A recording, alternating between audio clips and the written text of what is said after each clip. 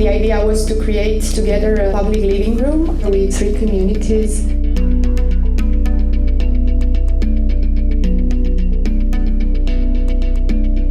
In this co-created space, we share our migration stories, impressions and solutions on migration challenges that we face today.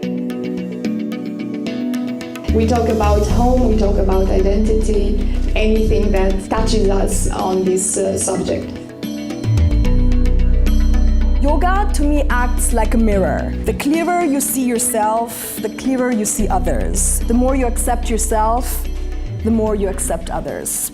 How I went from searching for identity to looking at what unites me with people. And this was laughter, a sense of sharing, and practicing empathy.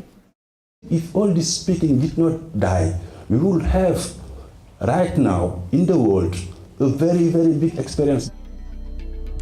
I shared the story of my perception of languages and the life of languages. Through the performance of Paula, it's also a body of possibilities. It's also a body that can fly, and can dance, can communicate. The dream was to inspire many other migrant women and go through the city with all our double selves to make visible this journey. Every woman created his own passenger paper one, like this one.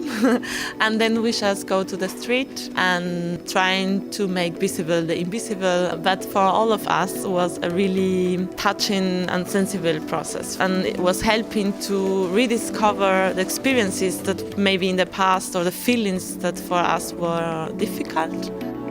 I'm going to get you back to the world of the written word.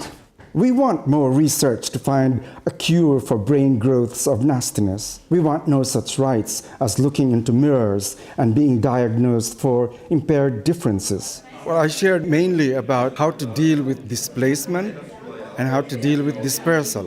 Basically, it is a psychological part of our development to deal with displacements already as children and also with dispersals in our whole educational and developmental experience. My topic was the exploitation of the migrants as cheap labor. Immigrants are sucked up when their labor is needed and then spit out when they become superfluous and or potentially destabilizing to the system. It's really nice to see people sharing same experiences. And the discussions were interesting. I think the people who are getting benefit from all of these words should come here and educate themselves. I'm here because I'm a professional nomad. I am a professional migrant. I think the best invention we ever created was a bridge. It is a man-made metal version of a handshake. How 2 communities come together, how people meet each other. No matter where you're born or where you travel, there always will be inhabitants that were there before you came.